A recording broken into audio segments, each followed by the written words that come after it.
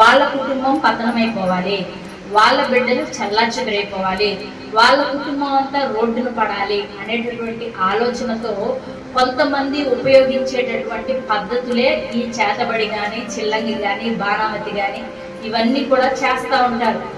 ఎక్కడికో వెళ్ళి వేరే వాళ్ళకి డబ్బులు ఇచ్చి, ఇలాంటి పనులు చేసే వాళ్ళ దగ్గరికి వెళ్ళి డబ్బులు ఇచ్చి ఫలానా వాళ్ళ కుటుంబంలో ఉన్న పేర్లన్నీ చెప్పి వాళ్ళకు సంబంధించిన ఒక వెంట్రుక కానీ, ఒక వస్తువు కానీ, వాళ్ళకి వాడినటువంటి బట్టలు వేసుకునేటటువంటి వస్త్రాలకు సంబంధించి ఒక మొక్క కానీ ఇచ్చినప్పుడు వాళ్ళు ఉపయోగించేటటువంటి పద్ధతుల్లో ఆ విషయాలను పెట్టి వాళ్ళు ఉపయోగించేటటువంటి పద్ధతుల ద్వారా వాళ్ళ ఇంటిపైకి ఆ యొక్క చీకటి శక్తులను పంపిస్తారు. ఇదే చేతబడి కానీ, చిల్లంగి కానీ చేసేటటువంటి పద్ధతుల్లో ఉపయోగించేటటువంటి విధానం అన్నమాట.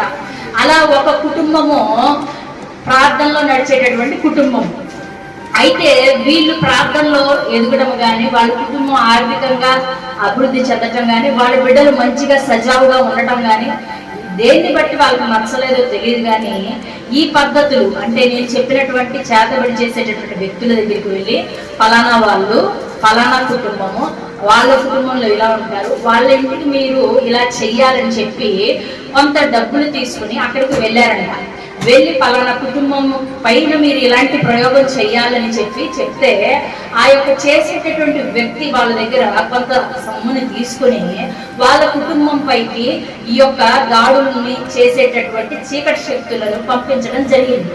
ఆ చీకటి శక్తులు ఎప్పుడైతే వాళ్ళ యొక్క నమ్మినటువంటి సిద్ధాంతం పేరిట ఉచ్చాటన చేస్తూ ఆ యొక్క చీకటి శక్తులను పంపించినప్పుడు ఈ యొక్క ఇంటికి రావడం జరిగింది. ఆ చీకటి శక్తులు ఆ ఇంటికి వచ్చినాయి.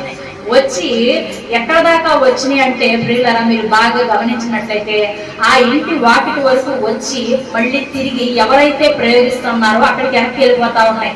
ఇదేంటి, ఇప్పటి వరకు నేను చేసినటువంటి ప్రతి పని కూడా ఎవరి మీద అయితే నేను ప్రయోగించానో ఆ ఇల్లు, నేను ప్రయోగించినటువంటి ఇల్లు ఏది కూడా వదిలిపెట్టకుండా ఈ చీకటి శక్తులు నా మాట విన్నాయి, ఈ యొక్క దుష్ట శక్తులు నా మాట విన్నాయి, ఇవేంటి మళ్ళీ వెనక్కి తిరిగి వస్తున్నాయని ఆలోచించడం మొదలు పెట్టాడు ఆ చేస్తున్నటువంటి వ్యక్తి. మరలా ప్రయోగించి తను చెప్పాలనుకుంటున్న మాటలన్నీ ప్రయోగించి మరలా ఆ చీకటి శక్తులను వదిలినప్పుడు ఆ తాంత్రిక శక్తులు ఎక్కడ దాకా వస్తున్నాయంటే ఆ గుమ్మం దాకా వచ్చి మరలా వెనక్కి వెళ్ళిపోతా ఉన్నాయంట. హల్లెలూయా. ఏంటి, ఎందుకు ఇలా జరుగుతా ఉంది?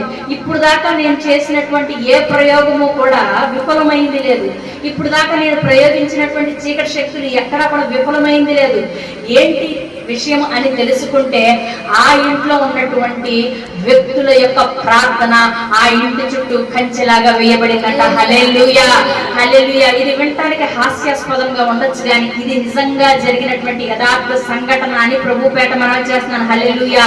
ఆ ఇంట్లో ఏ ఒక్క వ్యక్తి అయినా సరే, ఒక్క స్త్రీ అయినా సరే, ఒక పురుషుడైనా సరే, ఒక చిన్న కుమార్తె అయినా సరే, ప్రభువు నామం పేరిట ఏ ఇంటిలో ప్రార్థన ఉంటుందో, ఏ ఇంటిలో స్థుతి ఉంటుందో, ఏ ఇంటిలో దేవునికి అధికారం ఉంటుందో ఆ ఇంటి చుట్టూ కూడా దేవుని యొక్క అగ్ని ప్రాకారాలు వేయబడి ఉంటాయి. హల్లెలూయా, హల్లెలూయా. మనకే తెలియదు, మనము కూడా చూసి ఆశ్చర్యపోతాం, విని ఆశ్చర్యపోతాం. కానీ మనము చేస్తున్న ప్రార్థన, మనము చేస్తున్న విజ్ఞాపన, మనము చేస్తున్న స్తుతులన్నీ కూడా మన బిడ్డల చుట్టూ కంచెగా ఉంటాయి, మన కుటుంబం చుట్టూ కంచెగా ఉంటాయి, మన ఇంటి చుట్టూ కంచెగా ఉంటాయి. కాబట్టి ప్రార్థన అనేది మనకి అనుదిన భాగంలో ఒక భాగమై ఉండాలని ప్రభుపేట మనం చేస్తున్నాం. హల్లెలూయా. కొంతమంది పాటలు మాత్రమే పాడతారు, కొంతమంది వాక్యం మాత్రమే ఉంటారు, కొంతమంది స్తుతులు మాత్రమే చెల్లిస్తారు. అవన్నీ కూడా అవసరం. వాటికి కూడా ప్రార్థన అనే ఆయుధం నువ్వు తప్పనిసరిగా వాడాలని ప్రభుపేట మనం చేస్తున్నాం. అలా వాడితే ఏమవుతుందంటే నీకే తెలియకుండా ఎన్నో ప్రమాదాల నుంచి నువ్వు బయటపడతావు. నీకే తెలియకుండా నీ కుటుంబం చుట్టూ నువ్వే కంచెను వేసుకుంటావు.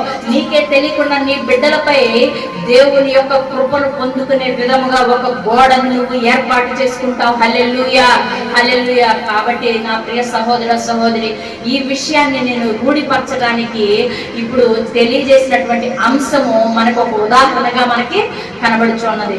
కాబట్టి ప్రార్థన అనేది మనకు అవసరం, మనకు కుటుంబానికి అవసరమో ప్రార్థించండి, మా గురించి ప్రార్థించండి అని ఎంతో మంది చెప్తా ఉంటారు. ఎందుకని చెప్తా ఉంటారంటే ప్రార్థనలో అంత శక్తి ఉన్నది కాబట్టి. హల్లెలూయా. కాబట్టి మన కోసం మనం ప్రార్థన చేయాలి, మన కుటుంబం కోసం మనం ప్రార్థన చేయాలి, మన ఇరుగు పొరుగు వారి కోసం మనం ప్రార్థన చేయాలి. మా కొరకు ప్రార్థించండి అని చెప్తున్న వారందరి కొరకు మనం ప్రార్థన చేసే వారిగా ఉండాలి. హల్లెలూయా, హల్లెలూయా. అట్టి కృపను దేవుడు మనందరికీ దయచేయుగాక.